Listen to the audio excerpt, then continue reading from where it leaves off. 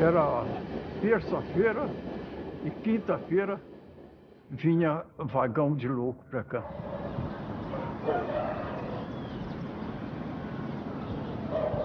Não tinha nada diferente.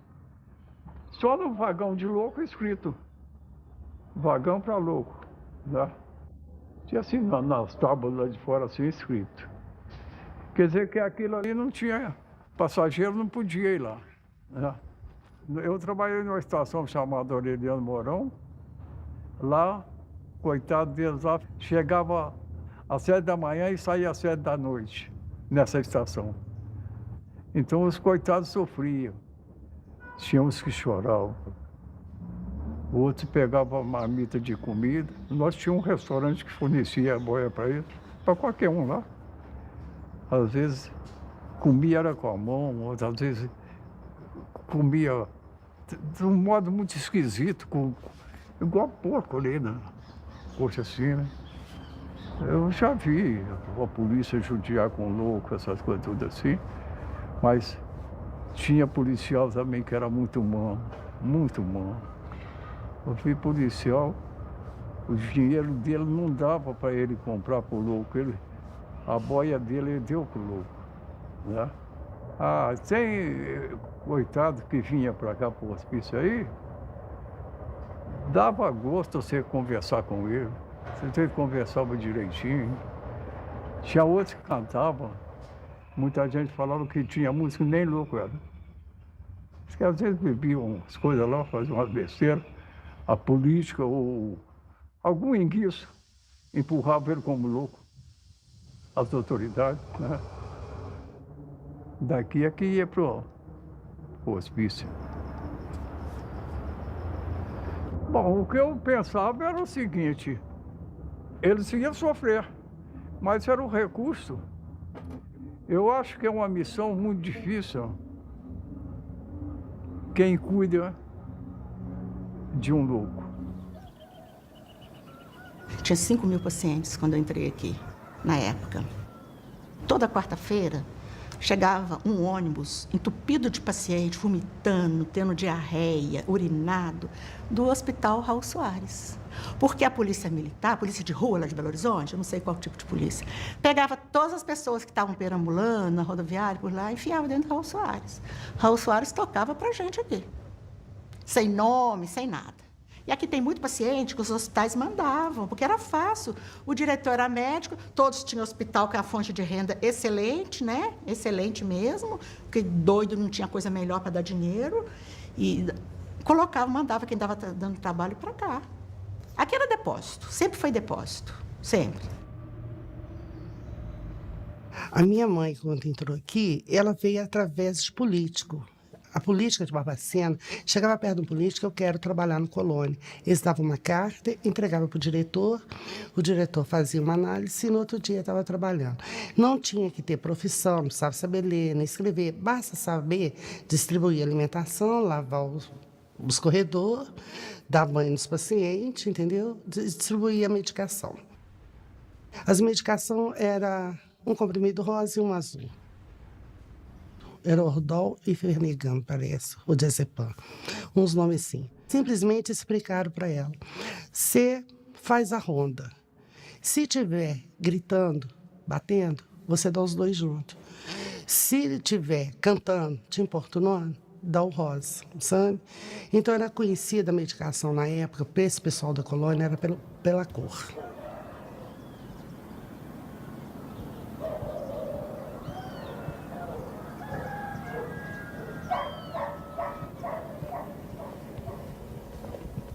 O final do século XIX em Barbacena é marcado por um mito que se cria na cidade, no Brasil como um todo, de que aqui havia um clima muito especial, clima serrano. Ele era o oposto daquele momento em que o Rio de Janeiro é tido como uma cidade insalubre, das grandes febres, das grandes epidemias. Então, de certa forma, a elite do Rio de Janeiro, que é a capital do Brasil, então começa a descobrir em Barbacena um lugar para se tratar.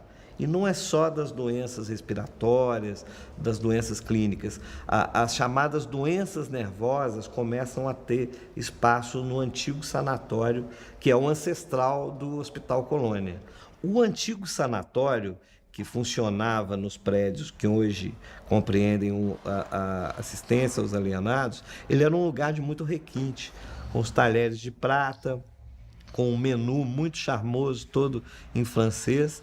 Ele tem uma linha de trem exclusiva para atender essa clientela que chega. A mesma linha que depois vai ser comparada com as linhas que os nazistas usavam para o complexo de Auschwitz. Então é uma história paradoxal. Ela começa com um requinte de um spa de luxo para pessoas ricas, que depois foi adquirido pelo governo do estado de Minas Gerais e ao longo do século XX se transformou no terrível Hospital Colônia de Barbacena.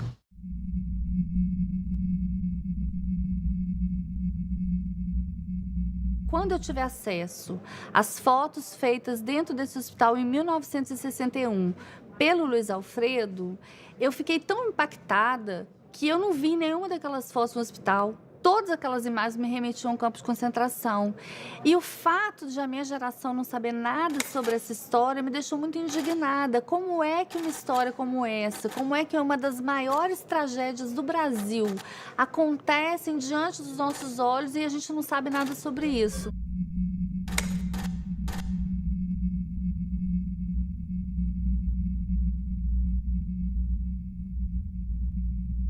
Eu descobri que o Brasil desconhecia uma das suas piores tragédias.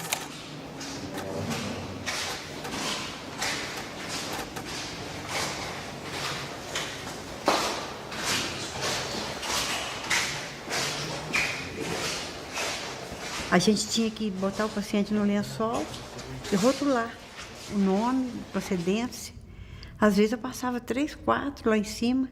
Às vezes, quando eu pegava o plantão também, eu achava e levava. Você achava o quê? Achava os defuntos lá. Foi morrendo assim, uma atrás da outra, uma atrás da outra, uma atrás da outra. Tinha plantão de eu passar 5 pacientes mortos. Trazia vela na bolsa, trabalhava 24 horas. Aí eu trazia vela para botar na mão das pacientes morrer de noite. Nós fizemos uma enfermaria lá embaixo, no fundo do Crispim. Tinha um quarto sobrando lá. Aí fizemos uma enfermaria ali, para ver se salvava alguma coisa, né? A gente trazia leite de casa, fazia leite em pó, tentava colocar na boca, mas já estava no estado muito ruim mesmo. De repente, começou a vir uma canja branca rala, que você servia com a caneca, nos pratos de alumínio. Aí foi acabando, até chegar no ponto que aquela quantidade de paciente morreu por falta de alimentação. A enfermagem aqui não tinha nada, né? Tinha nada. Tinha aquela bacia ali, ó. Eu chamava de bacia fervedeira, que você fervia a seringa que servia para todo mundo. Aqui tinha uma injeção chamada Benerva, que era um complexo B. Enfiava que cabia na seringa, 10 ampulhas de Benerva e tudo, uma agulha desse tamanho, e ia aplicando de paciente em paciente. Hoje tudo é descartável, antigamente não era. Era isso que tinha. Lá embaixo do departamento B tinha um funcionário, que ele era guarda emprestado da Polícia Civil. E ele ficava com arma, que ele achava que era a polícia aqui dentro. Então, muitas vezes ele puxou a arma para mim, ele puxava para o paciente, os remédios punha tudo dentro de uma caixa de papelão, ele olhava para a cara do paciente, esse aqui que eu vou dar, esse aqui que eu vou dar, esse aqui que eu vou dar. Se o paciente não quisesse, ele ameaçava com a arma. Era um médico para 3 pavilhões.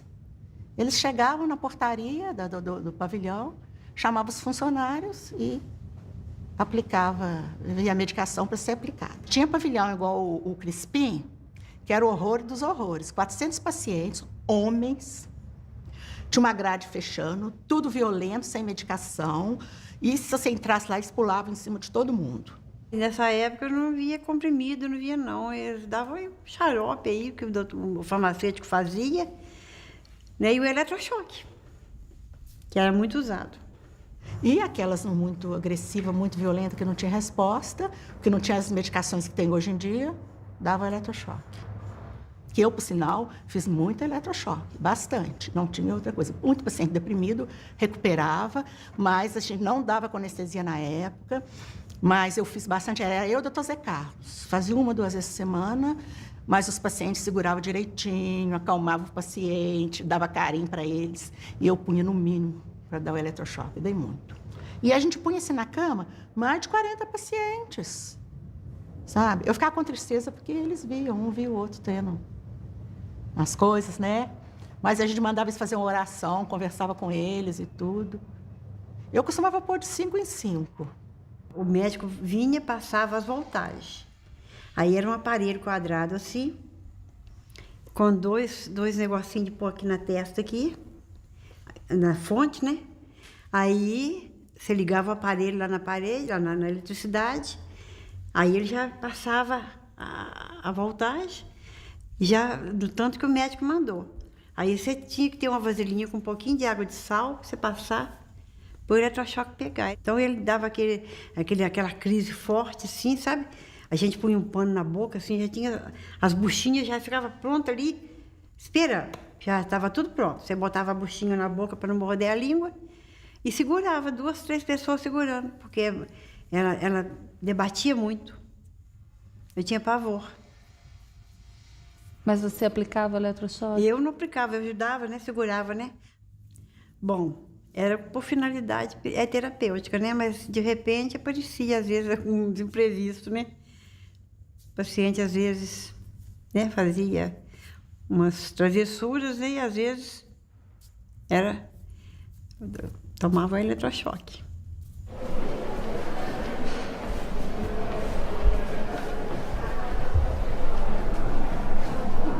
Eu tive vergonha de ser psiquiatra, foi quando eu vi as cenas que eu vi. Foi a vergonha de ser gente, foi de ser psiquiatra só.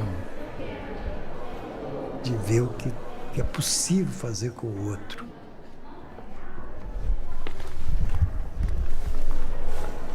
As impressões eram as piores possíveis, porque o cheiro, né, a pobreza, o som que não existia, a fala que não existia. Todos eram andarilhos. O problema de ser andarilho é uma coisa interessante, né? A pessoa ficar andando em volta de si mesmo, né? Horas e horas. E tudo isso era natural, tudo isso fazia parte.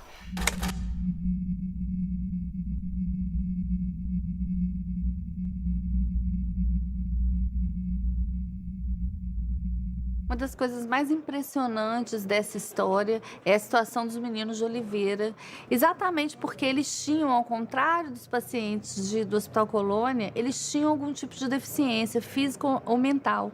E os pais sentiam vergonha desses filhos e encaminhavam esses filhos para um depósito de crianças chamado Hospital de Oliveira.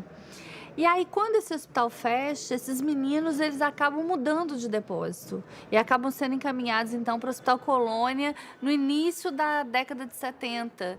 Veio mais de 100 crianças, acho que 140 crianças para cá. Veio um ônibus cheio. Vieram os 3 funcionários. Quando pega que o filho é seu. Pacientes que a gente não conseguia pegar, precisava 2, 3 pessoas, todos com alguma deficiência física, nem falavam. Era isso que tinha aqui. Tinha um pavilhão de criança aí na FEMIG, eu ficava lá. A gente tomava injeção de impregnar, o corpo da gente ficava todo torto assim, ó. Ficava todo torto. A gente fazia força para descer o braço assim, não conseguia, doía muito.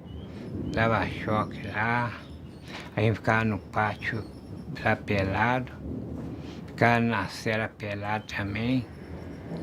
Jogava água na cela, a gente ficava dentro da água na cela, ficava apanhando lá, aqueles enfermeiros, sabe?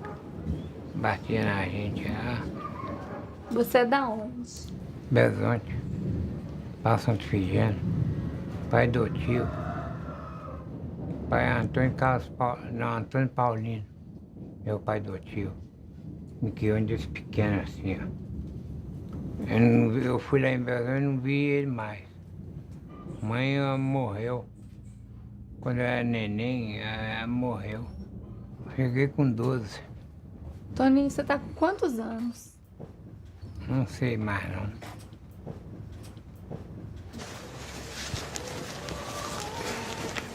Eu fiquei com a minha mãe até na idade de 5 anos.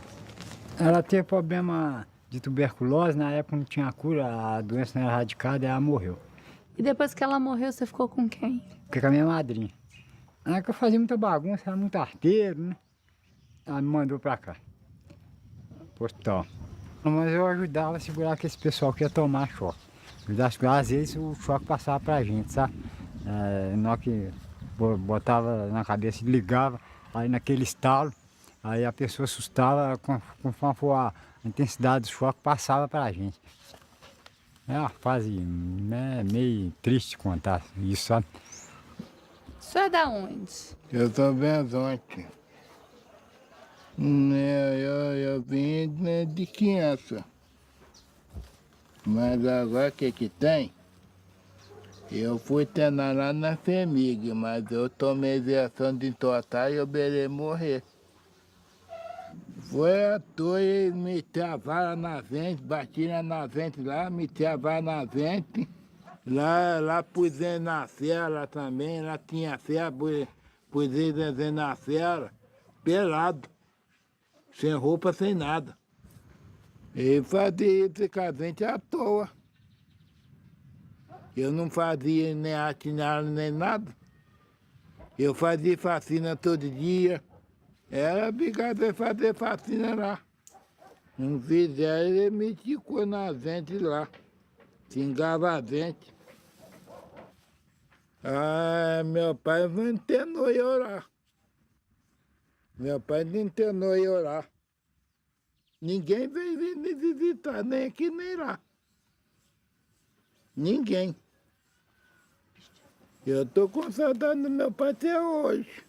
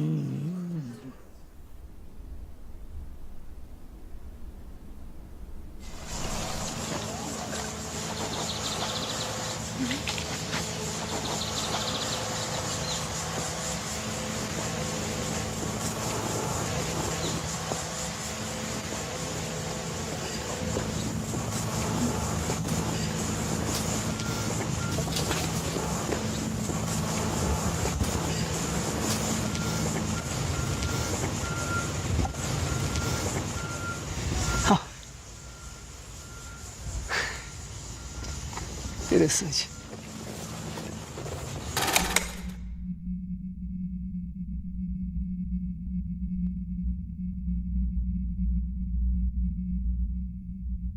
Eu estou sentindo que eu estou todo arrepiado. Talvez seja alguma coisa que não depende da opção consciente, né? Mas deveria ser alguma portaria. Eu não tenho memória mais. É 35 anos, né?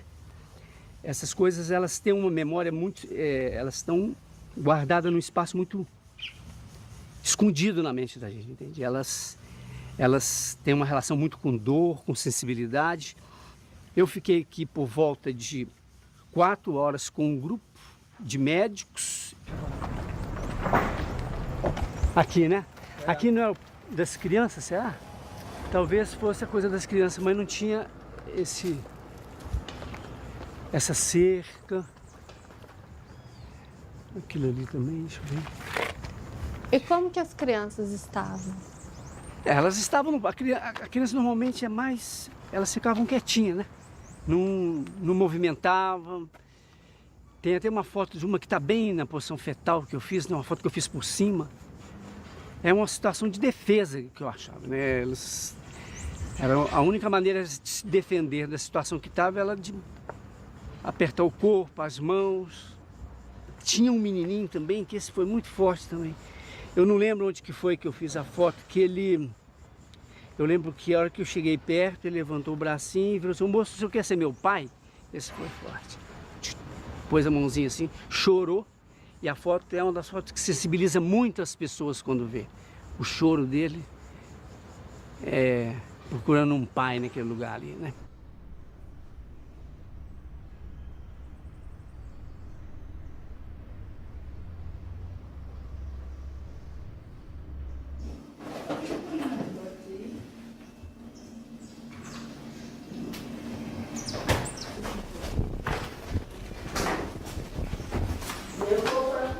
Era criança. Minha família internou eu, criança, assim, na Oliveira. Eu dei alguma crise, assim, não tinha remédio para levar no médico, aí me internou. Injeção, tinha aquela injeção grossa, desse tamanho assim, dava aquela injeção grossa na gente, de pregnar, choque já viu os outros tomar, e paciente morrendo, tadinha, sim. E nós já passou fome também, isso já falo verdade, quem fala verdade merece castigo. Nós ia lá no mato para pegar capim de lixo, cheio de formiga, para botar num colchão. O colchão era assim, era um colchão assim, de pano. A manda fazer, remendar assim, assim, e botar na cama para a gente dormir. Os bichos tudo mordendo a gente, a formiga mordendo a gente. Ninguém apareceu. Mas eu tinha saudade da minha família, eu já sonhei com a minha família, já sonhei com minha mãe, assim, que eu ia na rua assim, mãe, me dá um copo d'água. Aí ela falou assim, não, filha, entra dentro de casa, assim, não, mãe, quer só um copo d'água. Aí ela me dava um copo d'água, tem vezes que eu fico triste no meu quarto, saudade.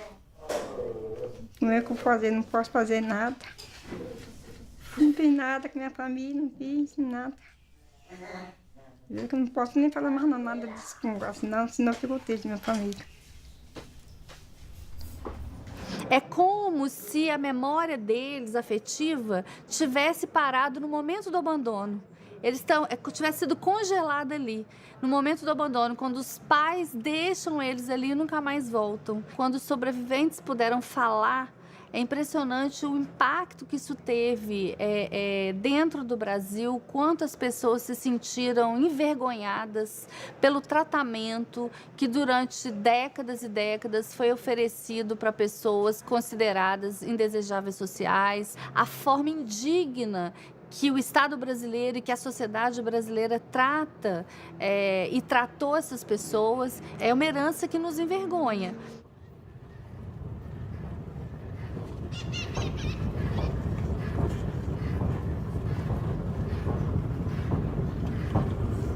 Nesse espaço aqui era um trajeto nosso de menino, né?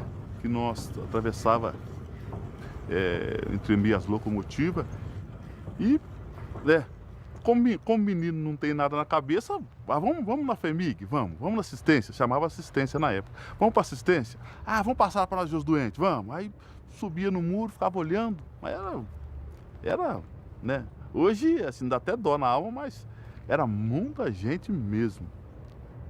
Era como se juntasse muitos frangos, né?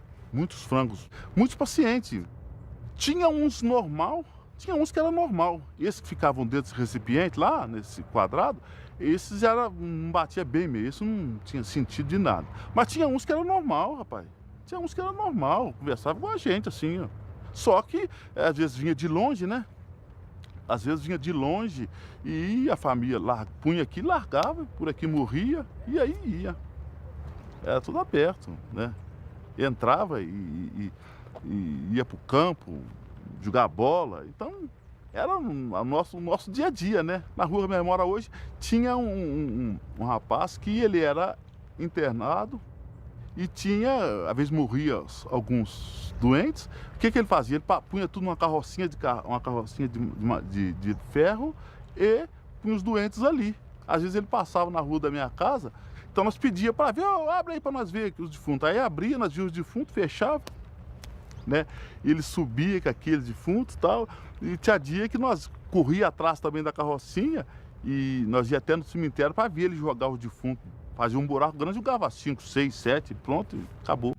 Sem caixão, sem nada. Não tinha nós de caixão, não. Entendeu? Então, para nós era comum, né? É igual hoje, você vê carro na rua e ficar admirado. E hoje é um dos cemitérios só que está desativado.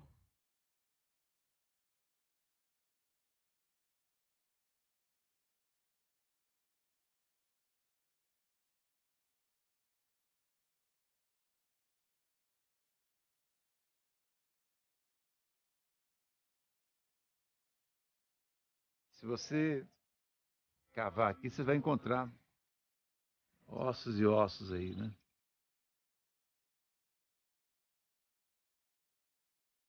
O cemitério era uma cultura de que as pessoas não poderiam ser sepultadas junto dos chamados normais, né? Os suicidas, assim como os negros e também os loucos tinham que ter um local para sepultamento. Pouco depois da criação do hospital, em 1903, já se fazia sepultamento no cemitério do Cascalho, depois cemitério da Paz, foi dado o nome. Esse cemitério ele é criado praticamente junto com a criação do hospital. E os corpos vinham num caixão improvisado e aqui julgava e levava o caixão de volta. Era enterrado, tanto se nós estamos aqui sobre ossos, entendeu? Ou seja, pelo volume de pessoas que foram sepultadas aqui, que então estamos, a qualquer momento você vai encontrar ossos humanos aqui. Num hospital onde se tem relato que na época de frio chegava a morrer 60 pacientes, porque eles amontoavam, um protegendo o outro, um se protegendo e os de baixo morriam asfixiados. Chegou um ponto que o hospital teve que criar 2 enfermarias de intercorrência clínica, uma no departamento A e outra no departamento B, que eu apelidei, isso aqui é a Anticâmara da Morte.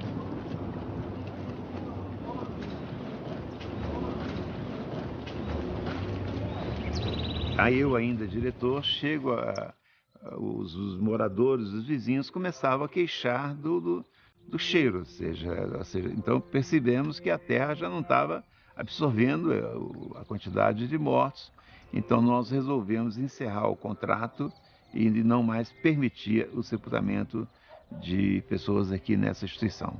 É muito estranho você imaginar um hospital que já tinha acoplado a ele um cemitério, porque a expectativa do hospital não era curar, era levar essa vida até onde fosse possível para finalmente sepultá-la. No primeiro momento do hospital, as coisas funcionaram de uma forma diferente. Ele cumpriu o papel baseado na medicina francesa, pelo menos até a década de 30.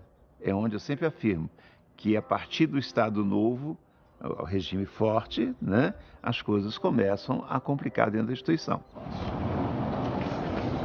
A família, quando internava, ela não queria saber, né? Tem história, né, de famílias que internavam e mudavam de endereço ou de cidade para não receber ou não ter comunicado dos pacientes. Então morria, você não tinha como, às vezes, comunicar com a família, e quando comunicava, a família não tinha condições de vir buscar o corpo. Muitas vezes era cedido às faculdades.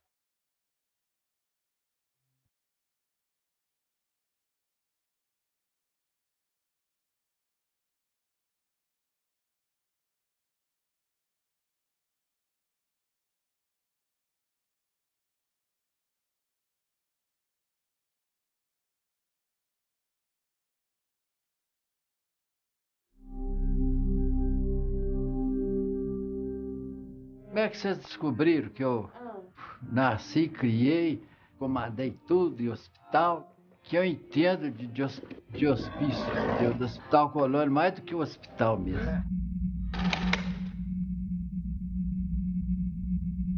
Qual que era a função do Relações Públicas?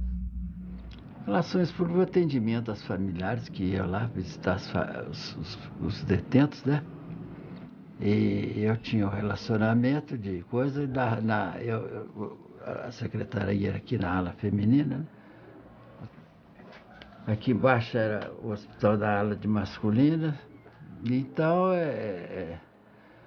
as famílias me procuravam, eu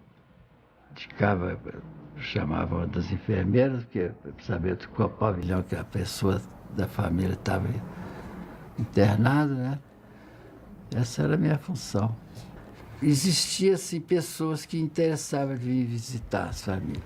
Mas em muitos casos, por exemplo, que as pessoas não internavam aí coisa. Tanto é que falecia, comunicava o falecimento, eles não se manifestavam, como a procura para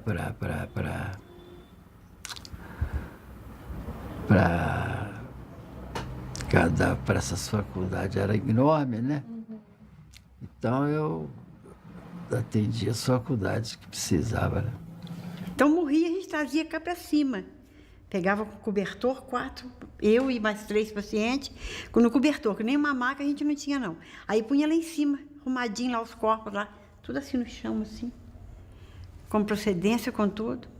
Olha, os pacientes estavam mortos lá já, esperando eles virem buscar. Aí chegava, né? Às vezes não tinha condução própria para vir buscar. Levava daquele jeito mesmo.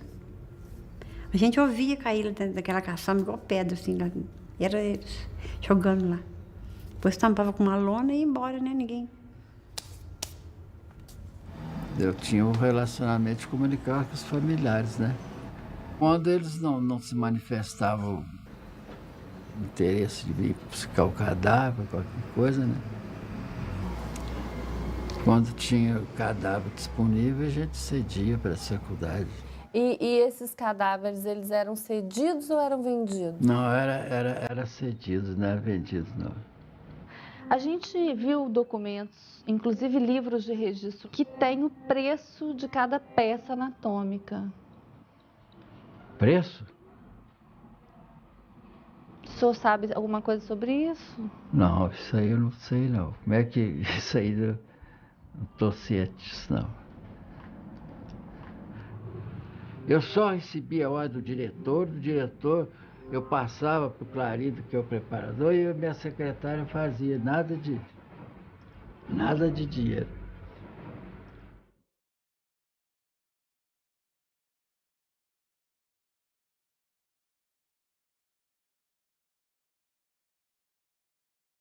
Faculdade de Medicina de Valença, Fialho, tá o seu nome aqui. Essa letra é sua? Essa aqui é. Essa é a letra do senhor? É.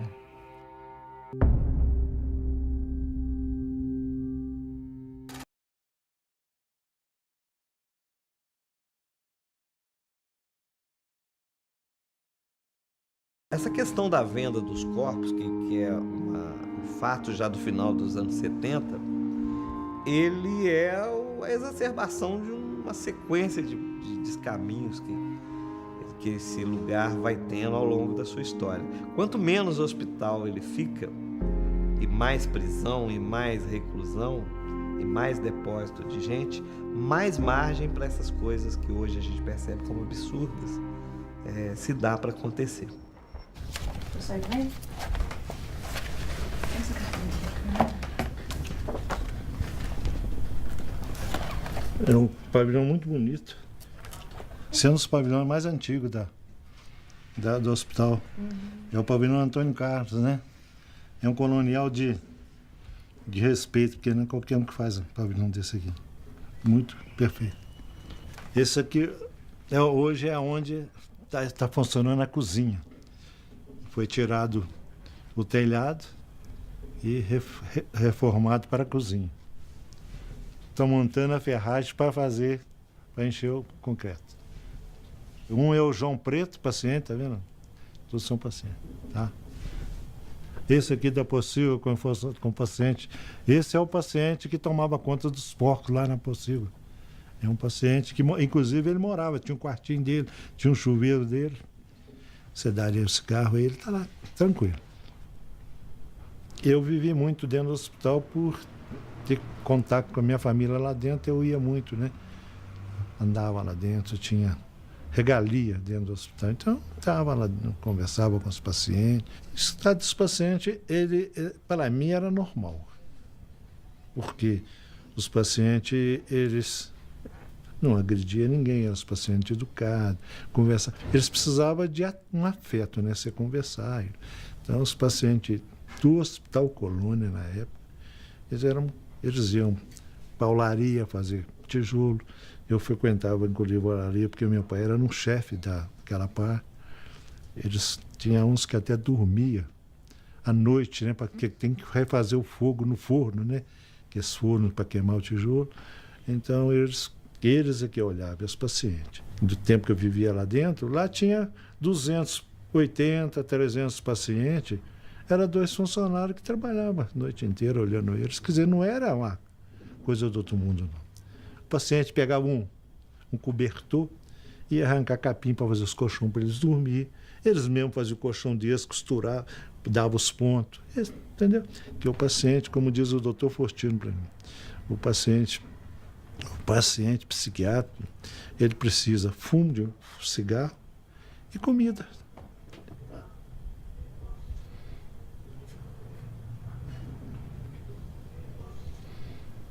Incomodava ver eles assim?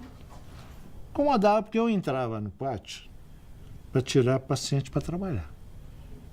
Mas de 69 para cá, tá? Eu entrava lá, porque eu já era o chefe de obra, então eu tirava, em troca de um maço de cigarro, e ele saía para trabalhar. Até agarrava na minha mão para sair, tá?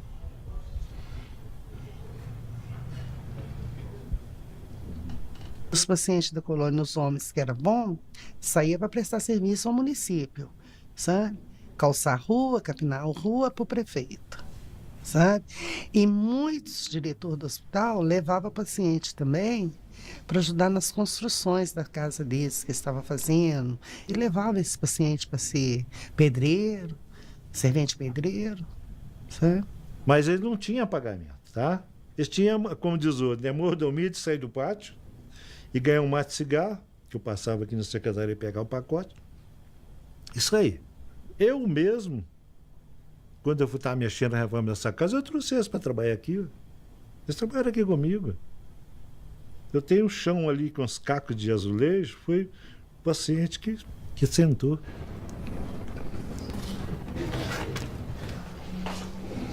Tudo isso aí, a agilidade dele, é um paciente psiquiátrico, tá? Isso aí é o carinho que você tem com ele, ele faz coisas que você nem acredita. Teu paciente, minha filha, é igualzinho. Deus me perdoe falar isso. É um cachorro manso, muito bom. Ele atende igualzinho. Vem cá, faz isso pra mim. Sim. Não te cobra nada. Dá R$1 aí. Você pode chegar lá na colônia, não sei se vocês já chegaram lá. O paciente fala, não, R$1. Agora hoje não é mais um, não, porque acho que não está tendo. É 2 que você está pedindo. Tá R$2 aí. As pessoas internadas aqui, que trabalhavam para a prefeitura gratuitamente, e aqueles que saíam para o mato para ajudar funcionários, ficavam outras pessoas, porque eles não ficavam andando no parque o dia inteiro. Por invés de contratar pessoas, usava os coitados para fazer esse trabalho. Não eram remunerados. Também é crime. Eu não sei até que ponto você vai poder falar que ele está explorando. A minha parte, eles iam para tirar ele do pátio para fazer terapia. Era um trato. Eles iam, eles fizeram o pavilhão deles, que está lá, até, e eles vibravam. Ele saía passear. E eu acho que o próprio funcionário que tirava, ele não pode pagar, porque ele está no trabalho dele. Então, agora, se alguém pegava funcionário, paciente, para levar para trabalhar na casa dele sem pagar, sem nada, aí não, eu não conheço. Eu nunca ia usar isso e não ia deixar ninguém fazer isso com meus pacientes que estão comigo. Tá?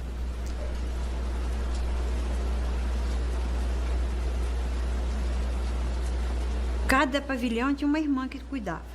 Que era assim, elas punham as pacientes para fora 4 horas da manhã, para limpar a casa. O negócio era manter a casa limpa. Aí as pacientes iam para o pátio, naquela friagem toda, sabe?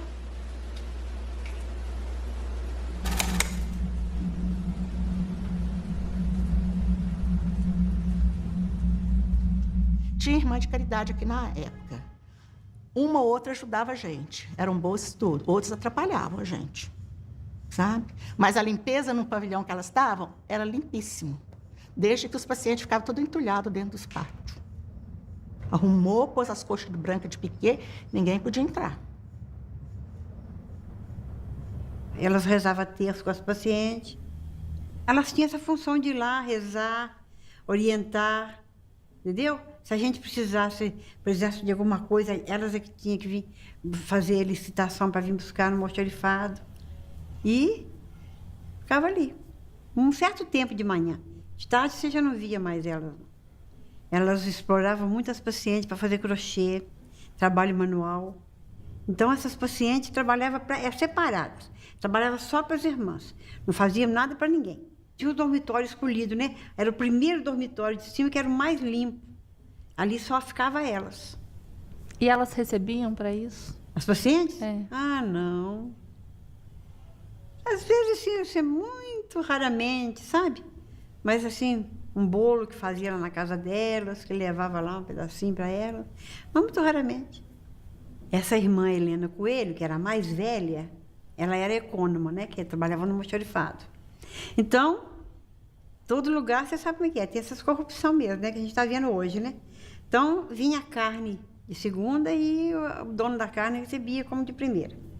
Mas não deixava de dividir com elas, claro.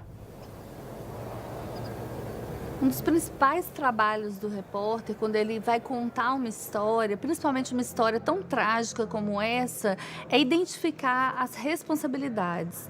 E a primeira coisa que eu quis fazer quando eu entrei dentro do hospital e quando eu comecei a ouvir os sobreviventes, que pela primeira vez foram procurados, que pela primeira vez ganharam voz, eu queria que alguém me dissesse de quem era a culpa. E eu fiz essa pergunta centenas de vezes para centenas de pessoas que eu ouvi. E eu não conseguia chegar a uma conclusão, isso me incomodava muito. Até que um dia, uma das entrevistadas, uma das personagens do livro me disse assim: a culpa é coletiva, ela é de todos nós, é de toda a sociedade, porque todo mundo participou disso. Que essa resposta, ela é uma resposta que importante, porque não dá para, em nome da justiça, a gente cometer a injustiça de falar de um só nome. Foram 8 décadas de violação de direitos, 8 décadas de maus tratos, de tortura, de fome, de frio, 8 décadas em que passaram por lá milhares de pessoas. A cidade de Barbacena convivia com essa tragédia. Os funcionários conviveram com isso, as famílias deixaram seus parentes lá. Então, assim, os médicos participaram disso de alguma forma. São muitas pessoas envolvidas. Para que uma tragédia dessa ela exista, ela aconteça durante 80 anos, é preciso que haja uma omissão coletiva. É lógico que a gente nunca vai poder tirar a responsabilidade do Estado brasileiro, porque o Estado brasileiro era o responsável por cuidar daquelas pessoas e o Estado falhou. Todos falharam com essas pessoas, todos falharam com as 60 mil vítimas do Colônia.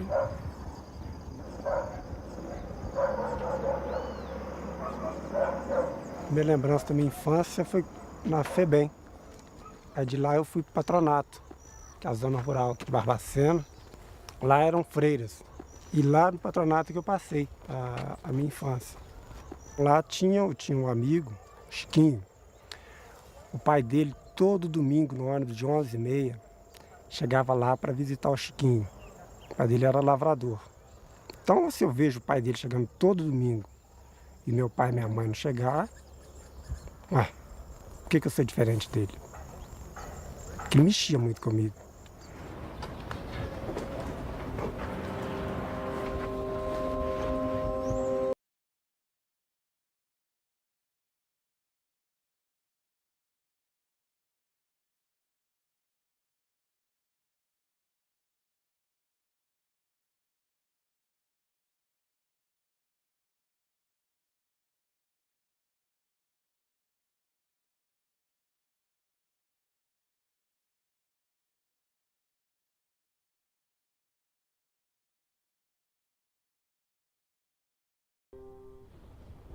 Assim que eu ganhei o João Bosco foi pro berçário e eu vim também pro berçário.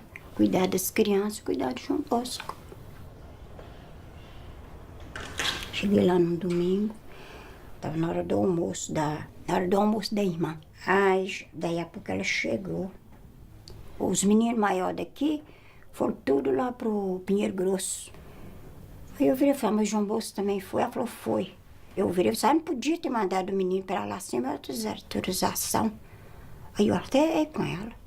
Você não tem direito de falar assim comigo, que eu não podia mandar o menino para lá sem sua autorização, porque quem manda no menino sou eu.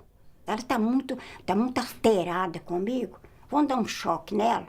Aí pegou por aqui, ó. Aí veio 2 guardas. Aí me arrastaram. Me arrastaram para a sala de choque. Aí me deu um choque. A irmã me deu um choque, a irmã Tereza. Aí ela virou e falou comigo assim, aqui, você não volta aqui mais não, porque se você voltar aqui, outra vez, se você voltar aqui, eu vou te pôr no pátio. Aí nunca mais tive contato com ele. Eu saí da FEBEM, não tinha para onde ir, não tinha como me manter, não tinha dinheiro para me manter. Eu morei no quartel pelo menos até o ano de 99, ou seja, 12 anos eu morei no quartel. Eu não tinha Natal, Ano Novo, isso eu não tive, porque eu não tive a família para eu poder passar com eles. Quando a minha mãe morreu, espalhou todo mundo. Aí foi que eu saí para começar a trabalhar, né? Eu tinha 10 já para 11 anos, né? Foi gente que me levou para vir para trabalhar lá, em Virginópolis, na casa desse senhor. Ele era advogado. Que você vê ele com o meu patrão, eu na casa dele, empregada, uma criança. Quer dizer, ele foi na maior brutalidade comigo, né? Nunca eu pensaria na minha vida que ele tivesse coragem de fazer isso comigo. Ele um advogado, eu uma simples empregadinha doméstica. Ele tinha 53 anos já, o homem. Eu tinha idade para ser meu pai. Ele era assim baixo, mas era fortão. Aí foi que ele me agarrou. Aí a menstruação sumiu, né? O corpo começou a crescer, né? Aí, olha, tava de 3 meses já. 3 meses. Depois que aconteceu, o que ele fez? Aonde ele me pôs? Aonde ele me levou? O negócio já estava tramado, né? Vim para aqui para ficar batido dentro de um hospital de doente mental, uma coisa que eu nem nunca tinha visto na minha vida. Eu pensei que o dia que eu entrei lá, eu pensei que eu ia sair de lá, que eu não ia ficar lá.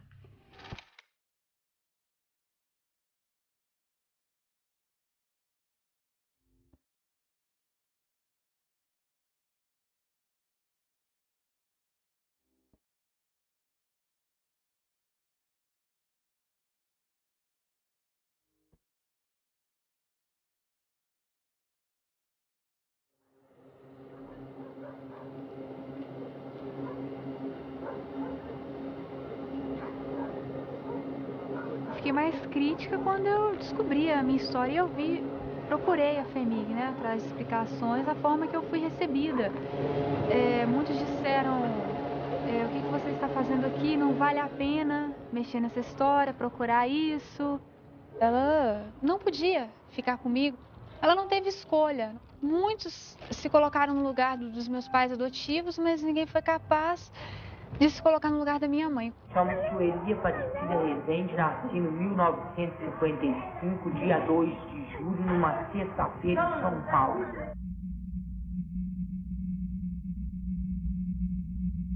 Elas saíam, né? Era muito paciente, ninguém dava conta de olhar, né? Aí tinha paciente que engravidava, quando não chegava outros de fora grávida, né? Elas saíam, encontravam, arrumava namorado aí. Agora tinha paciente que relacionava com outro paciente. Não tem uns pacientes que casaram com outras pacientes? Então tinha paciente que relacionava com outro. Tinha um filho, elas não queriam não, elas davam mesmo. Não queriam nem saber. Tinha umas que não queriam dar, mas não podia ficar aqui. Porque tinha uma irmã de caridade de Belo Horizonte que levava os filhos nascidos aqui para a FEBEM, de Belo Horizonte. Eu achava isso uma agressão. Tirava os filhos e levava. Agora, as funcionárias, muitas pegavam. Tem muita funcionária que pegou criança aqui, criou e deixava as pessoas verem. A Sueli era o terror de todo mundo, né? Muito difícil, agredia todo mundo. Ela passou por vários lugares. O último lugar que ela ficou foi lá nos modos residenciais, que lá era de paciente tranquilo e tudo. E ela adaptou melhor lá. Mas teve uma filha, né, que foi pega por uma funcionária aqui. E nesse inteirinho teve muitos problemas. Entre a mãe que adotou, entre a Sueli, entre essa menina que nasceu. Eu lembro assim que foi a mais problemática. Ela sofreu que queria a filha dela, né? E a moça que pegou Ela não trazia, não levava a Sueli, porque não tinha condição. Não trazia muito aqui, não. Diferente de mim e de outras pessoas, né? Eu descobri por acaso uma contradição da minha mãe, né? Começou por aí, que eu questionando sobre a gravidez, como que eu tinha nascido, ela disse que foi parto normal. E eu lembrei que anos atrás ela havia falado que era uma cesárea. Que mãe que se engana sobre isso? E descobri que eu não era filha dela, que eu tinha sido adotada e que minha mãe se chamava Sueli e estava no hospital. E depois eu conversei com a funcionária também assustada, e ela confirmou que ela tinha falecido mesmo, e que isso tinha ocorrido há 1 ano. Estamos todas de azulão, lavando o pátio de pé no chão. Lá vem a boia do pessoal, arroz cru e feijão sem sal. E mais atrás vem um macarrão, parece cola de colar balão. E mais atrás vem a sobremesa, banana podre em cima da mesa. E mais atrás vem as funcionárias, que são as putas mais ordinárias.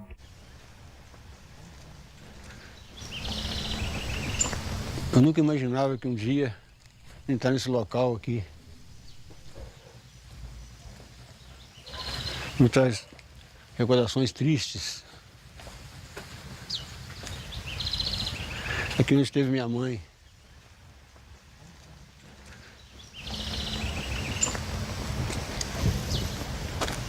Foi seu pai que mandou ela pra cá? Não, não sei se foi, não.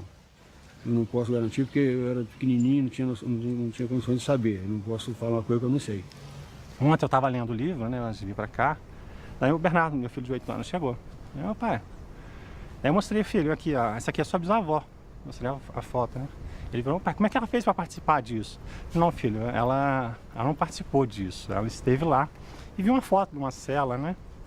Pai, por que ela estava lá? Eu falei, diziam que ela era louca. Né? Daí eu falei, uai, mas eles prendiam os loucos? Por que eles prendiam, filho? Porque ele pensava diferente, ele via um mundo diferente. Né? Você entendeu? Eu falei, não, nem eu, filho, nem eu.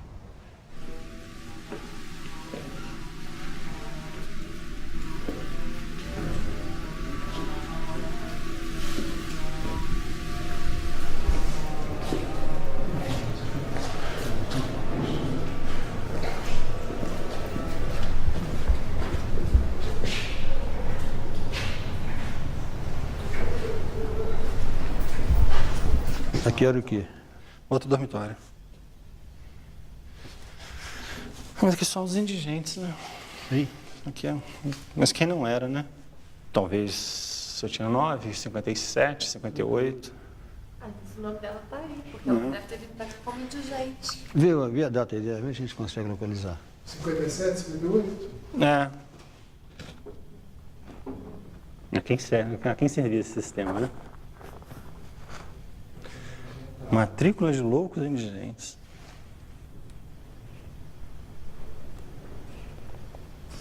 Preta, preta, branca, parda, preta. Não dá pra achar, não. Tem que ser com mais calma. É muita gente, né?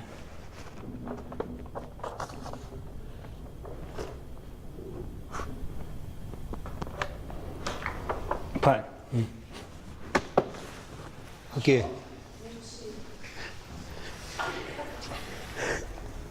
Era minha mãe. Entrou em julho de 56. Casada, tá vendo? Tá vendo? É casada. E meu pai dela como indigente, tá vendo?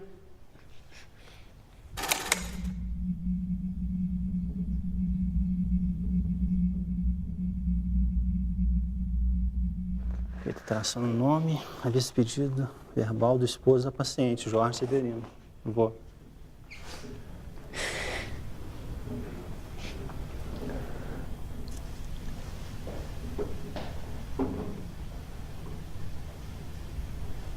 Onde é que fica aqui? O que o cara fez aqui?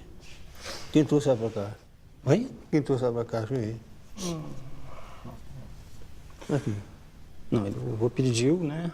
A alteração do nome dela, porque constava Leonor Correia de Castro. Aí alteraram, né? Leonor Correia de Almeida. Ok. A vista pedido verbal do esposo da paciente, Sr. Jorge Severino de Almeida. Foi cruel, não foi? Escondeu-se de mim.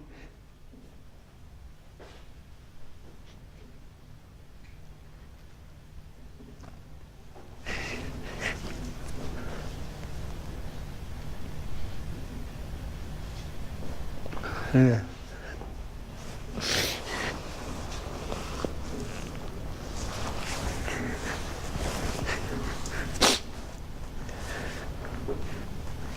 Eu não sabia que tinha mãe, tá vendo? Escondeu-se de mim. É. Eu dormindo na rua, não sabia que tinha mãe. Com 9 anos.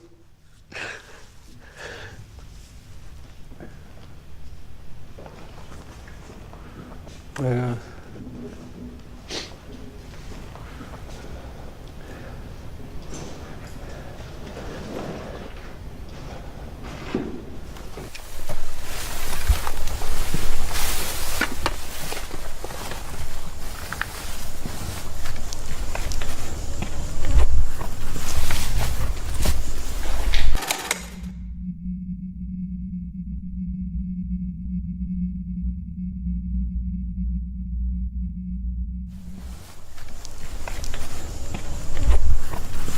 Em 1961, são quantos anos? 55? É como se as pessoas tivessem desaparecido, nascido no mato. E foram 6 horas, eu queria ter ficado 6 dias. Mas eu acho que eu não conseguiria produzir muito mais do que isso. Se havia coisas piores, eu não sei. É como se fosse um pesadelo que eu tivesse vivido aquelas 6 horas. A emoção, a ficha caiu no dia seguinte, ali era só profissionalismo.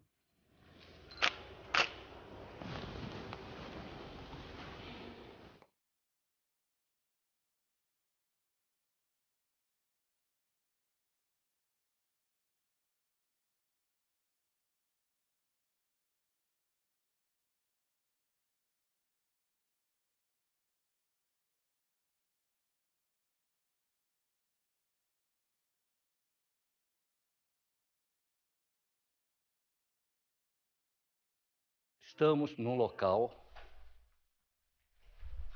com os vestígios, com a arquitetura, com as mesmas condições arquitetônicas da época.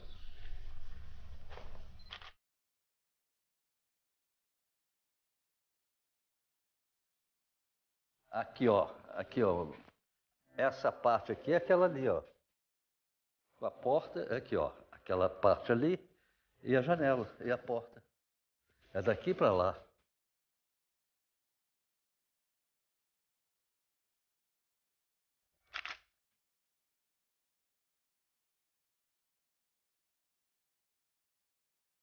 Realmente fizemos uma foto ainda no local quase que intacto. Só esse envelhecimento faz parte da história, né? Chegamos no local. É dos últimos.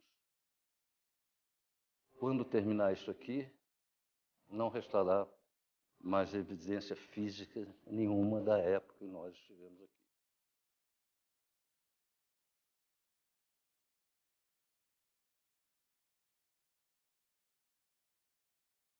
De tudo que eu vi em 20 anos de profissão, nada se compara a isso. Essa é uma das coisas que eu fiz que marcaram mais. É isso. Mais nada para falar.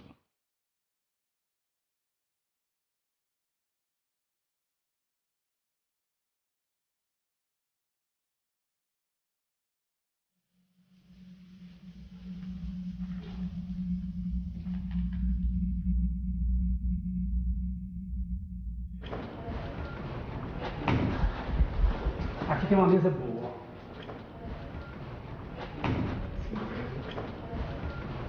Aqui, ó.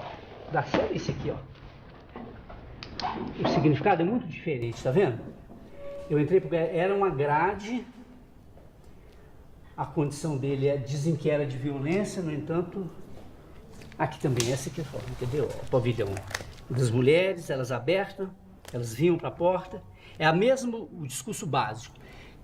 A maioria delas não tinham distúrbios, vamos dizer, neurológicos, alguma podia ter alguma coisa que a fisionomia mostra, mas essa senhora, essa aqui, e olha o tanto que está lá no fundo.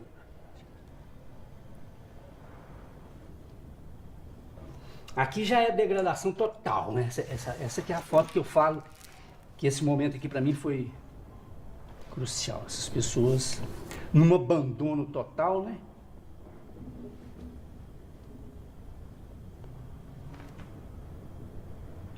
Essa aqui foi muito forte. Presta atenção naquilo que eu falei das mãos e dos pés.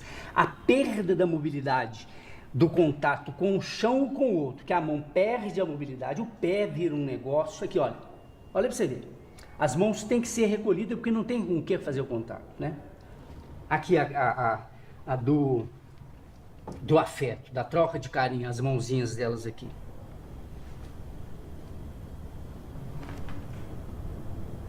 Esse aqui é a vergonha.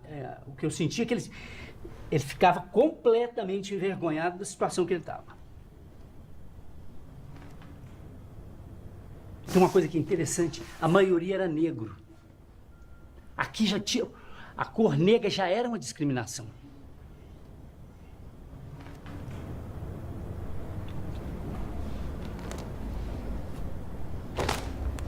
Aqui, olha.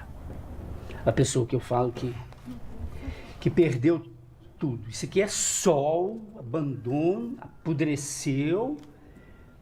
É como se ela tivesse me cobrando, faz alguma coisa, mas o que se podia fazer? E olha isso aqui também, ó. Ao rosto de pavor do menino aqui. Olhando para lugar nenhum. Você pode imaginar você no lugar mesmo, como filho, como criança, sem uma resposta. A boneca está aqui, mas a boneca está algemada.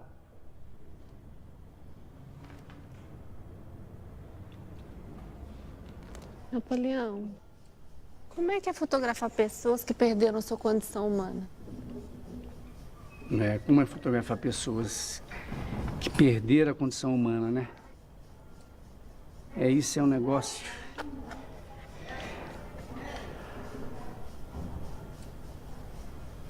Como que é fotografar? Tem umas perguntas que são feitas que para mim nos chama de koan. São perguntas para exatamente quebrar a sua lógica cartesiana para entender. A resposta dessa pergunta é a não pergunta. Você tem que chegar nisso, entende? Como que é isso? A resposta, ela não pode ser lógica. Então, como é que é fotografar um ser humano sem condição humana? Você tem que conviver com isso para ter essa experiência, entendeu? Que muitas vezes a resposta a um negócio desse é quase que um silêncio de respeito a essas pessoas que não tiveram um retorno para a vida, né? Essa desumanização que foi institucionalizada naquela época, né? Esse número de 60 mil pessoas que tiveram a morte antecipada numa instituição e por uma ciência que se propõe a fazer elas ficarem vivas, né? Propõe elas melhorar. Isso é uma coisa muito séria, né?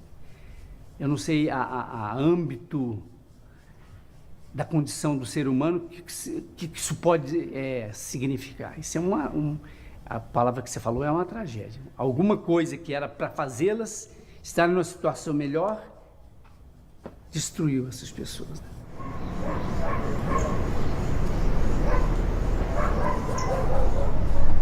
Todo mundo emocionado, né? Que foi um, né? É forte mesmo. Registro forte. De fato de serem 3 gerações, né? É verdade. 3 gerações. Né? Sua, nossa e a do Luiz Alfredo. Mas gravei Dona Conceição aqui, ó, pois é. Gravei a Dona Conceição aqui com a turma toda, né? Todas se juntaram aqui na porta, assim, né? Foi aquele chique. grupo fechado, assim. E ela de porta-voz. Nesse pavilhão não tem médico. É preciso de um médico. Tá aqui para esse pavilhão porque não tem. E como é que foi, assim, quando vocês chegaram a primeira vez, assim? O que vocês viram? Qual foi o impacto que vocês tiveram?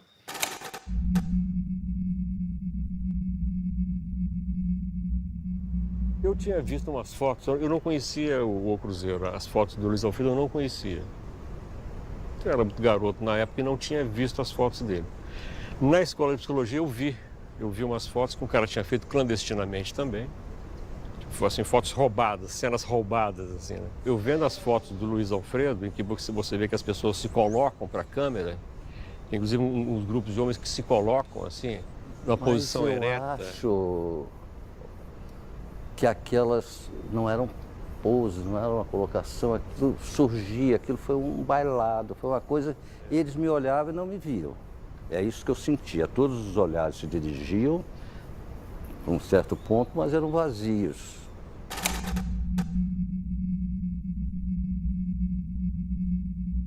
Você veio pra cá, né, com a cara e com a coragem, né, velho? Sem recurso, como é que foi? Equipe de 5 pessoas. Quando a gente veio aqui naquela visita que viemos juntos, né? Você, eu, Simone, aquela turma.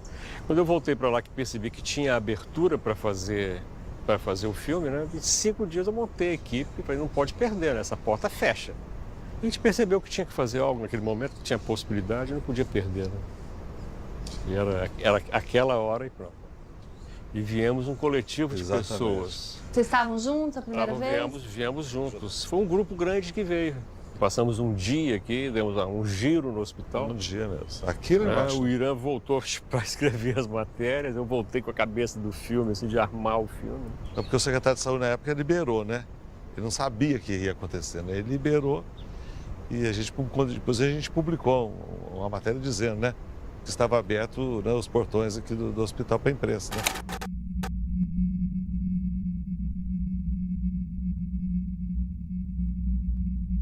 Nada se aproximava do que a gente viu aqui ao vivo, os pátios, a quantidade de pessoas, os pátios cheios, sabe? O pavilhão das mulheres, dos homens, das crônicas. Se tem uma coisa que para mim ficou guardado para sempre, quer dizer, e não está no filme porque o filme não tem, é cheiro. Quer dizer, um cheiro permanente aqui que eu acho que é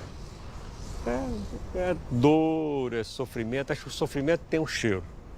Então esse cheiro, quando eu vejo o filme, assim, às vezes o que mais me lembra é o cheiro. Eu acho que é uma dimensão que você só tem quando você está dentro dela. A maior parte das lembranças é no pátio das mulheres. Que uma delas chegou para mim e falou assim, eu sei porque vocês estão fotografando a gente. É para quando a gente morreu, vocês saberem quem morreu. E a vontade delas de aparecer e tudo era muito grande. Então você percebia assim que era uma forma de dizer, olha, eu estou aqui, estou viva, eu estou aqui, eu existo, e pôr a cara. Eu como repórter, né, minha letra é muito feia, depois aquela dificuldade de entender o que eu escrevia, né? Eu queria aproveitar e tudo, eu estava falando para o Elvésio, eu não tive sentimento nenhum. Eu estava ali um profissional, um repórter, eu tinha que anotar tudo, até o sentimento. Né? Se era cheiro, se aquilo, eu tinha que anotar cheiro, tristeza, eu anotava o nome, porque eu não tinha sentimento nenhum. Eu estava em operação, trabalhando tecnicamente. Eu senti mesmo o drama quando eu vi o filme, Em Nome da Razão, né? Nós, né, foi tudo junto. Quando eu vi ao vivo ali aquilo, aí que viemos acumulado. Nossa, entrei em pânico.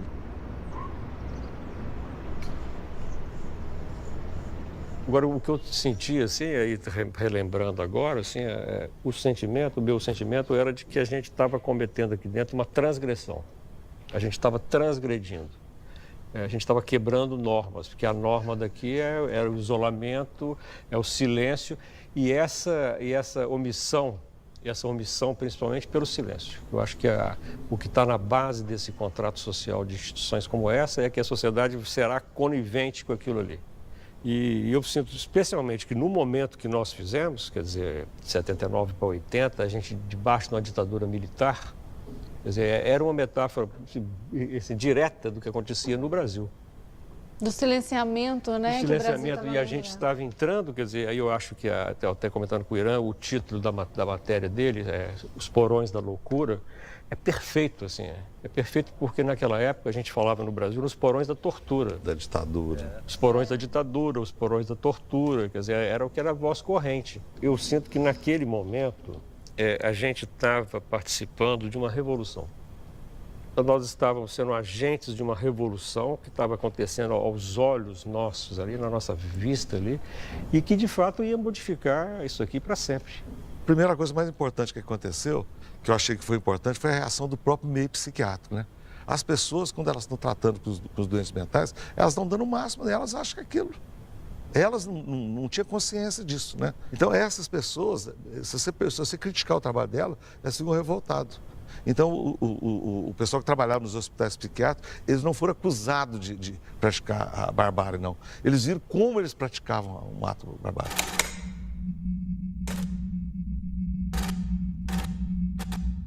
Eles se identificaram, né? Então, o que aconteceu? No primeiro momento, eles ficaram revoltados. Eu recebi muita crítica, metendo pau no meu trabalho, metendo pau não sei o quê. E depois eles viram o tamanho da atrocidade que eles estavam envolvidos. Isso que fez o que aconteceu, a revolta psiquiátrica, que partiu deles mesmos, e eles ficaram revoltados. Eu acho que a gente ajudou a proporcionar esse cenário. Eu estou me sentindo aliviado de não ver ninguém aqui, né? Essa ausência deles aqui, essa é a mudança, né?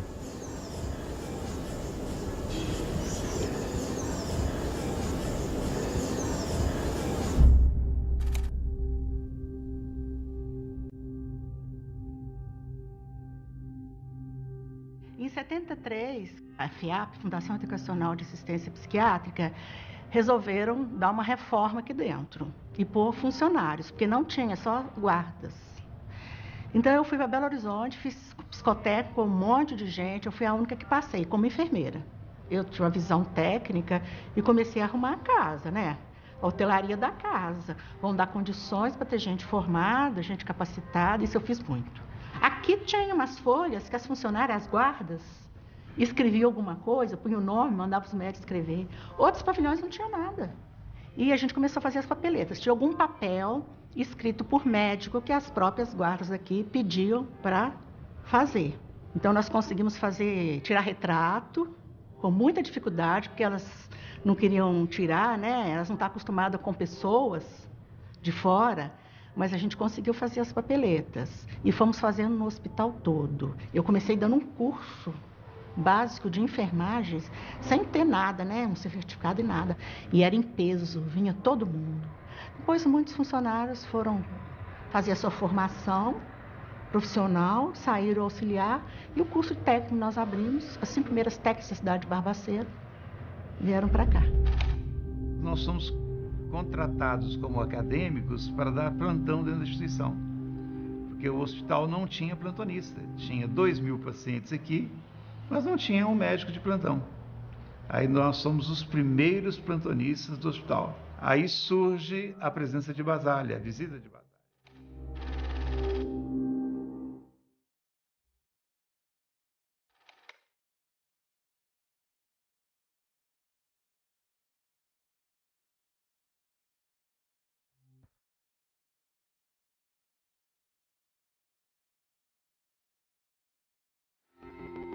E ele conhece as instituições psiquiátricas, onde ele chama isso aqui de um campo de concentração. Ele vem, faz a crítica, e Basálio passa a ser um símbolo, passa a ser uma bandeira da nossa luta por mudanças do modelo assistencial.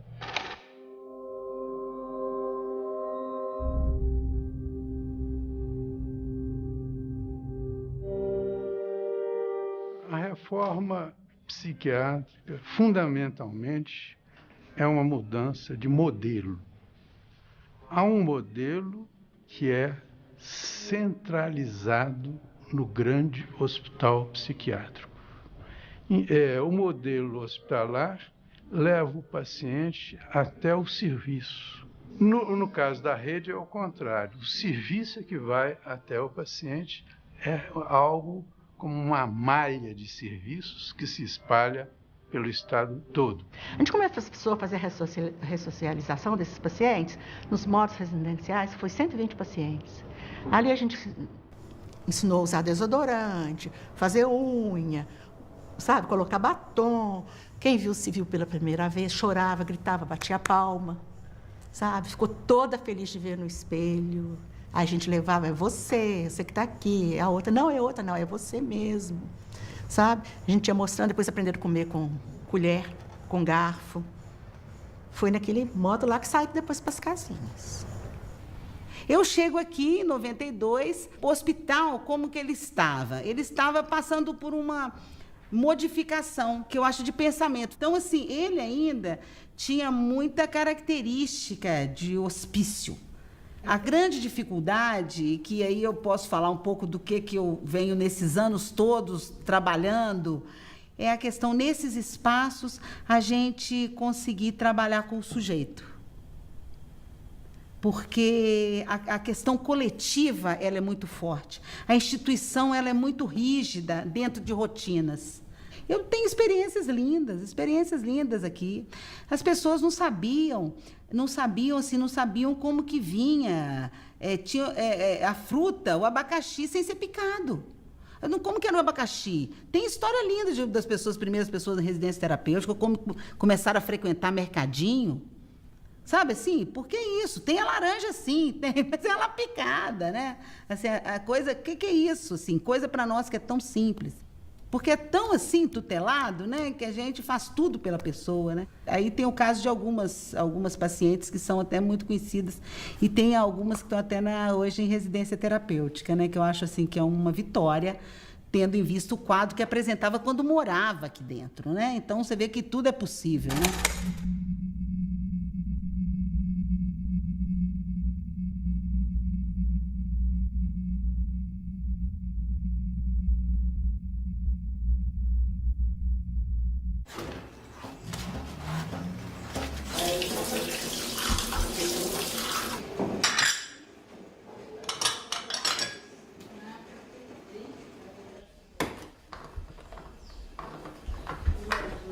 Eu já viajei um dia de avião.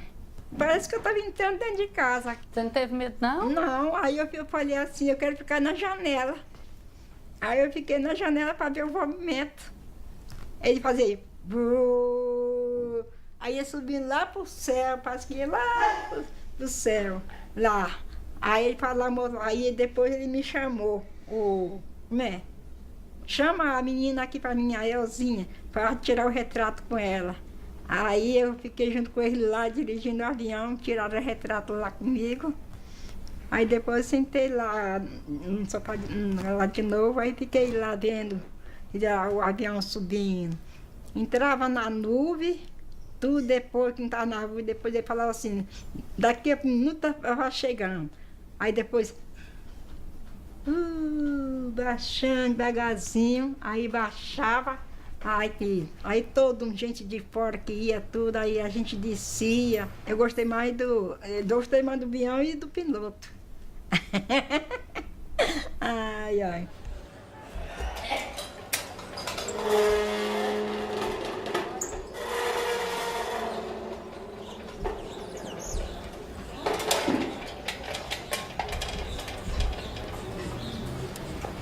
O senhor representa hoje uma instituição que tem essa herança.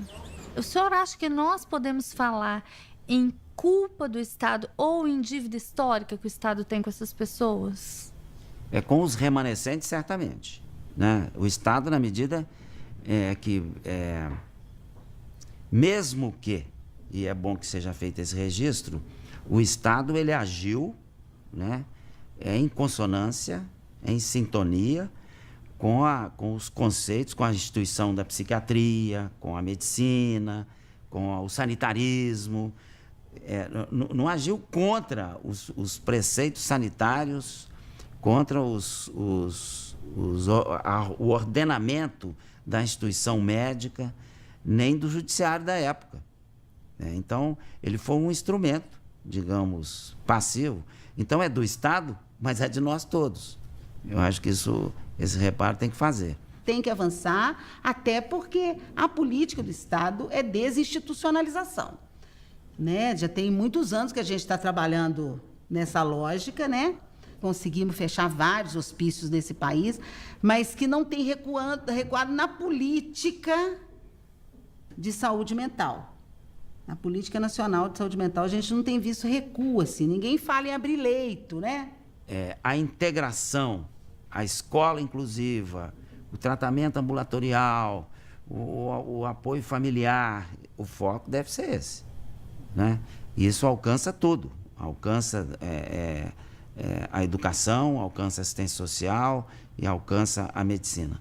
Mudou muito nesse sentido, que hoje realmente as pessoas têm um tratamento com dignidade. A vida hoje é digna aqui. Eu costumo dizer que se nós ainda tivéssemos a mesma realidade, nós estaríamos hoje com milhares e milhares e milhares, porque ainda permanece a tensão na sociedade. Eu posso me ver livre dessa pessoa, aquela comunidade pode expulsar aquela pessoa do seu convívio, aquela família pode se desincumbir, aquela pessoa, ela de alguma maneira incomoda, eu mando para Barbacena. Quer dizer, isso, eu acho que essa é a raiz, né? É a noção, é a ideia de que é possível uma instituição que segrega as pessoas. A sociedade ainda tem muito de higienista. E o discurso da periculosidade, ele dá suporte a esse higienismo, né? Eles usam a agressividade para cometer violência. Nós enfrentamos hoje um problema grave, que é a da judicialização e das internações por ordens judiciais, sobretudo, e na sua imensa maioria, para pacientes usuários de drogas, os dependentes químicos. Quer dizer, por essa via, você pode ressuscitar, não uma situação como essa, mas no fundo, uma certa destituição da humanidade de alguns pacientes. A gente tem que estar sempre lutando para que essas coisas não se reproduzam, não nesta intensidade. Não nessa intensidade, porque isso aqui realmente eu acho que nós avançamos. Acho que a sociedade não tolerará jamais milhares de pessoas nessa condição. A vigilância, ela tem que ser permanente.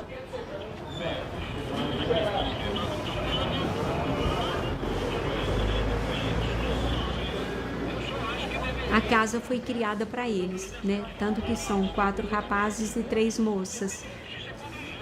No começo foi difícil até para mim, quando a gente via que o chão tinha só fezes, né? Falava, nossa, meu Deus, me dá coragem, né? Os primeiros dias eram difíceis mesmo.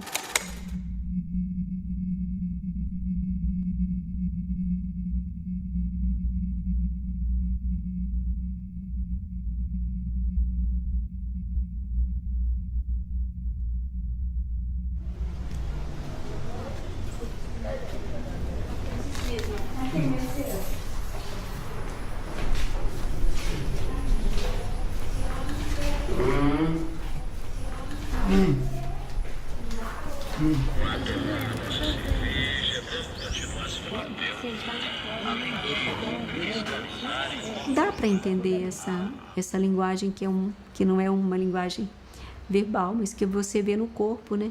E eu acho que foi mais através de olhar para eles e entender, né? Por exemplo, às vezes o Albino estava numa posição e eu falava, não, o Albino está se sentindo incomodado nisso aqui, vamos trocar, vamos deixar, né? Porque não tem rigidez. Eu falo, olha, gente, vocês vão me desculpar, mas quem trabalha aqui não tem rigidez de nada, não. Por exemplo, quer andar, anda, quer levantar, levanta.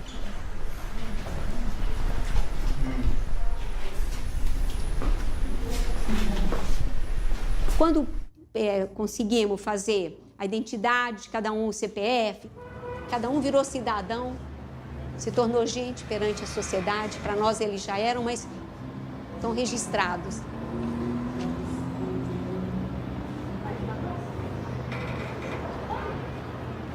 E o Silvio é aquele menino lourinho que tinha uma opção de moscas, né, em cima dele. Quando ele estava daquele jeito, passa alguém e fala, essa menina tem mais que morrer. Essa menina aqui é esse menino que é um galã de cinema, porque ele era louro, o cabelo era mais bonito. Hoje eu envelheci, mas eles também. Então o cabelo era todo lourinho. Eu falei, esse é um menino que é um galã de cinema. Aí ele estava lindo mesmo, aí todo mundo ficou impressionado.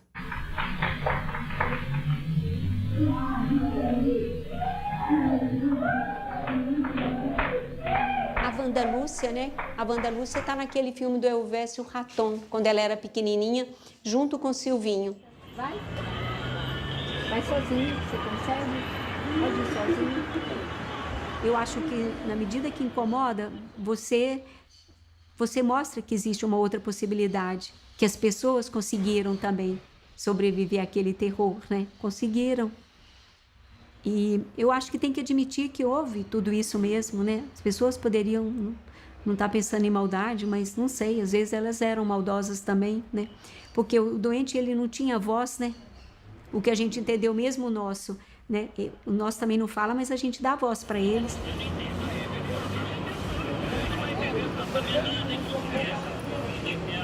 Achei bonito, né? Porque eu nunca imaginava que uma irmã de caridade ia ter 7 filhos e bem deficientes, né? E que a gente acreditava que poderia modificar. E para mim foi na minha vida de irmã de caridade religiosa foi bonito demais eu poder ficar com a curatela deles, né? De vez em quando alguém batia aqui na porta, até o diretor do Raul. Ô, irmã, eu posso colocar o rapaz que está lá? Não, né? Infelizmente não. Eu não, porque a gente não fez para ficar aumentando as camas. Daquilo que eu falo, o dia que um for para o céu, essa cama vai ser tirada, o espaço vai ficar vazio, sim. Até que forem todos, né?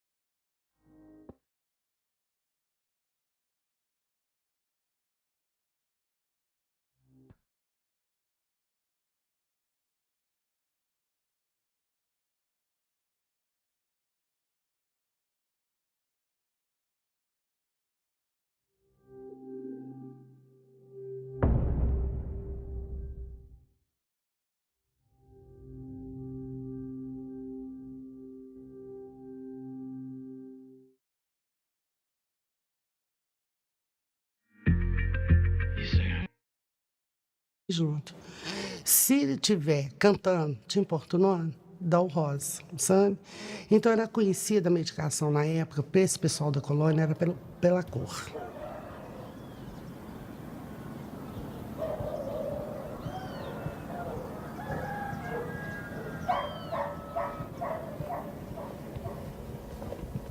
O final do século XIX em Barbacena é marcado por um mito que se cria na cidade, no Brasil como um todo, de que aqui havia um clima muito especial, clima serrano.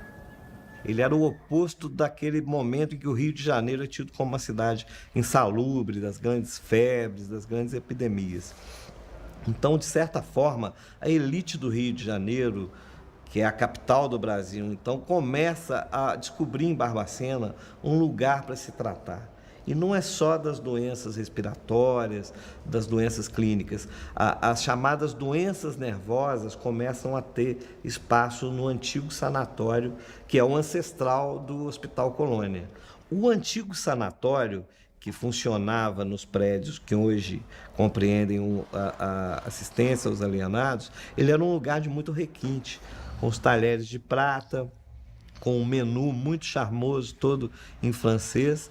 Ele tem uma linha de trem exclusiva para atender essa clientela que chega. A mesma linha que depois vai ser comparada com as linhas que os nazistas usavam para o complexo de Auschwitz. Então é uma história paradoxal. Ela começa com um requinte de um spa de luxo para pessoas ricas, que depois foi adquirido pelo governo do estado de Minas Gerais e ao longo do século XX se transformou no terrível Hospital Colônia de Barbacena.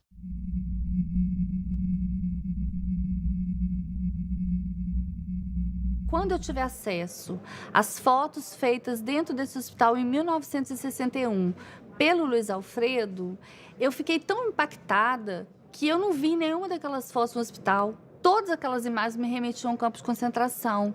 E o fato de a minha geração não saber nada sobre essa história me deixou muito indignada. Como é que uma história como essa, como é que uma das maiores tragédias do Brasil acontecem diante dos nossos olhos e a gente não sabe nada sobre isso?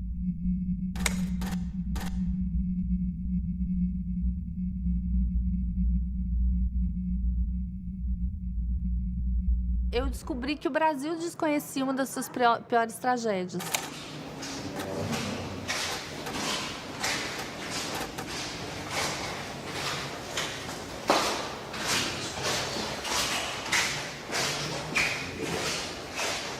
A gente tinha que botar o paciente no lençol e rotular o nome, procedência. Às vezes eu passava 3, 4 lá em cima. Às vezes, quando eu pegava plantão também, eu achava e levava. Você achava o quê? Achava os defuntos lá. Foi morrendo assim, uma atrás da outra, uma atrás da outra, uma atrás da outra.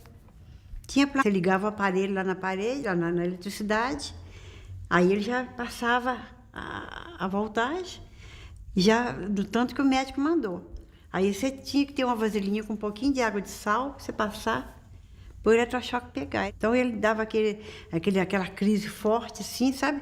A gente punha um pano na boca, assim, já tinha... As buchinhas já ficavam prontas ali, esperando. Já estava tudo pronto. Você botava a buchinha na boca para não morder a língua e segurava, 2, 3 pessoas segurando, porque ela debatia muito. Eu tinha pavor. Mas você aplicava eletrochoque? Eu não aplicava, eu ajudava, né? Segurava, né? Bom, era por finalidade terapêutica, né? Mas, de repente, aparecia, às vezes, um imprevisto, né? O paciente, às vezes, né, fazia umas travessuras, né, e, às vezes, tomava eletrochoque.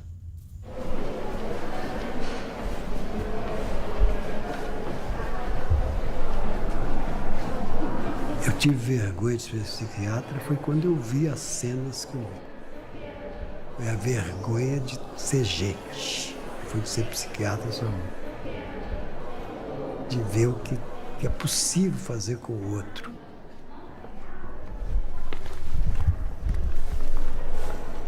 As impressões eram as piores possíveis, porque o cheiro, né? A pobreza, o som que não existia, a fala que não existia. Todos eram andarilhos. O problema de ser andarilho é uma coisa interessante, né? A pessoa ficar andando em volta de si mesmo, né? Horas e horas. E tudo isso era natural, tudo isso fazia parte.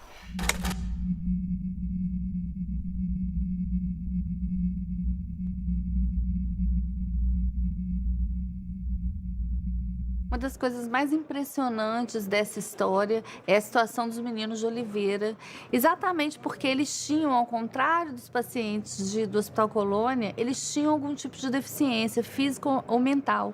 E os pais sentiam vergonha desses filhos e encaminhavam esses filhos para um depósito de crianças chamado Hospital de Oliveira. E aí, quando esse hospital fecha, esses meninos, eles acabam mudando de depósito e acabam sendo encaminhados, então, para o Hospital Colônia no início da década de 70. Veio mais de 100 crianças, acho que 140 crianças para cá. Veio um ônibus cheio. Vieram os 3 funcionários. Quando pega que o filho é seu. Pacientes que a gente não conseguia pegar, precisava 2, 3 pessoas, todos com alguma deficiência física, nem falavam. Era isso que tinha aqui. Tinha um pavilhão de criança aí na FEMIG, eu ficava lá. A gente tomava injeção de impignar, o corpo da gente ficava todo torto assim. Então deu passar 5 pacientes mortos. Trazia vela na bolsa, trabalhava 24 horas. Aí eu trazia vela para botar na mão das pacientes morrer de noite. Nós fizemos uma enfermaria lá embaixo, no fundo do Crispim, tinha um quarto sobrando lá. Aí fizemos uma enfermaria ali, para ver se salvava alguma coisa, né? A gente trazia leite de casa, fazia leite em pó, tentava colocar na boca, mas já estava no estado muito ruim mesmo. De repente, começou a vir uma canja branca rala, que você servia com a caneca, nos pratos de alumínio. Aí foi acabando, até chegar no ponto que aquela quantidade de paciente morreu por falta de alimentação. A enfermagem aqui não tinha nada, né? Tinha nada. Tinha aquela bacia ali, ó, eu chamava de bacia fervedeira, que você fervia a seringa que servia para todo mundo. Aqui tinha uma injeção chamada Benerva, que é um complexo B. Enfiava que cabia na seringa, 10 ampulhas de Benerva e tudo, uma agulha desse tamanho, e ia aplicando de paciente em paciente. Hoje tudo é descartável, antigamente não era.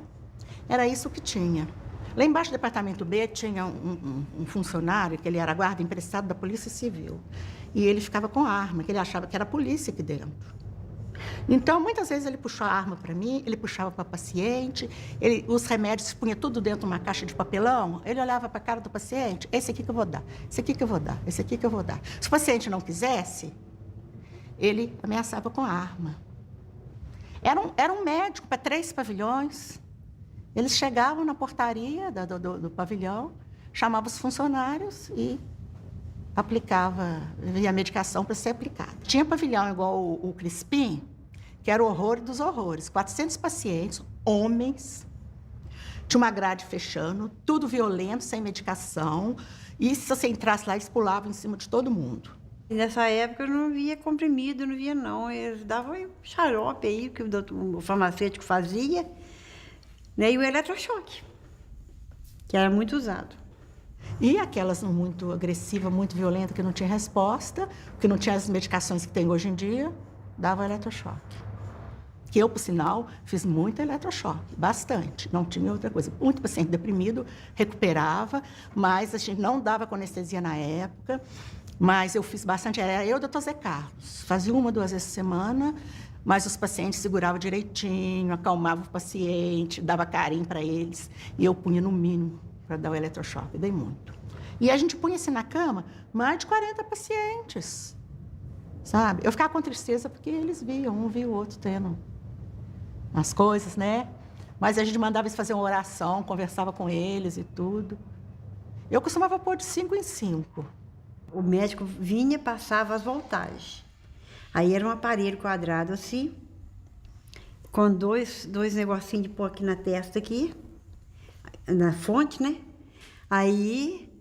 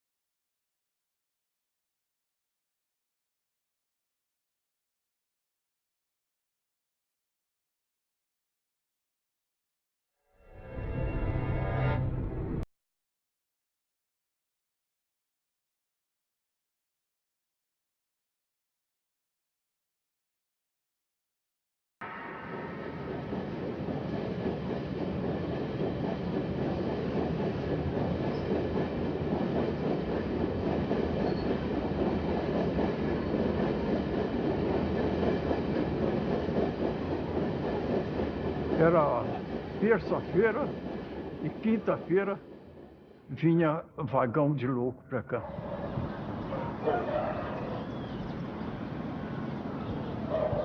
Não tinha nada diferente. Só no vagão de louco escrito vagão para louco, né? Tinha assim nas tábuas lá de fora assim escrito. Quer dizer que aquilo ali não tinha, passageiro não podia ir lá, né? Eu trabalhei numa estação chamada Aureliano Mourão. Lá, coitado deles lá, chegava às 7 da manhã e saía às 7 da noite nessa estação. Então os coitados sofriam. Tinha uns que choravam.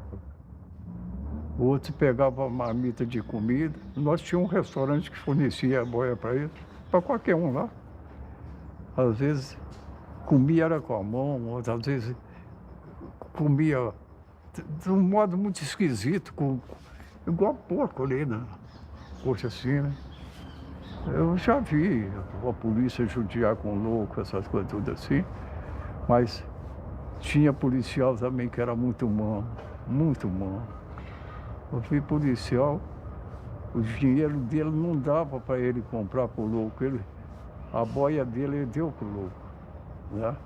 Ah, tem coitado que vinha para cá pro hospício aí, dava gosto você conversar com ele, você conversava direitinho. Tinha outros que cantavam, muita gente falava que tinha música nem louco era. Porque às vezes bebiam as coisas lá, faziam umas besteiras, a política ou algum enguiço empurrava ele como louco, as autoridades, né? Daqui é que ia pro hospício. Bom, o que eu pensava era o seguinte, eles iam sofrer, mas era um recurso. Eu acho que é uma missão muito difícil. Quem cuida de um louco. Tinha 5.000 pacientes quando eu entrei aqui, na época. Toda quarta-feira chegava um ônibus entupido de paciente, vomitando, tendo diarreia, urinado, do Hospital Raul Soares. Porque a polícia militar, a polícia de rua lá de Belo Horizonte, eu não sei qual tipo de polícia, pegava todas as pessoas que estavam perambulando na rodoviária por lá e enfiava dentro do Raul Soares. Raul Soares tocava pra gente aqui, sem nome, sem nada. E aqui tem muito paciente que os hospitais mandavam, porque era fácil. O diretor era médico, todos tinham hospital que é a fonte de renda excelente, né? Excelente mesmo, porque doido não tinha coisa melhor para dar dinheiro. E colocava, mandava quem estava dando trabalho para cá. Aqui era depósito, sempre foi depósito, sempre.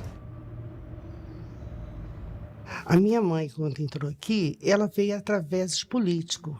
A política de Barbacena, chegava perto de um político, eu quero trabalhar no Colônia. Eles davam uma carta, entregavam para o diretor fazia uma análise e no outro dia estava trabalhando. Não tinha que ter profissão, não precisava saber ler, nem escrever, basta saber distribuir alimentação, lavar os corredores, dar banho nos pacientes, entendeu? Distribuir a medicação. As medicações eram um comprimido rosa e um azul. Era Ordol e Fernegan, parece, o Diazepam. Uns nomes assim. Simplesmente explicaram para ela. Você faz a ronda. Se tiver gritando, batendo, você dá os 2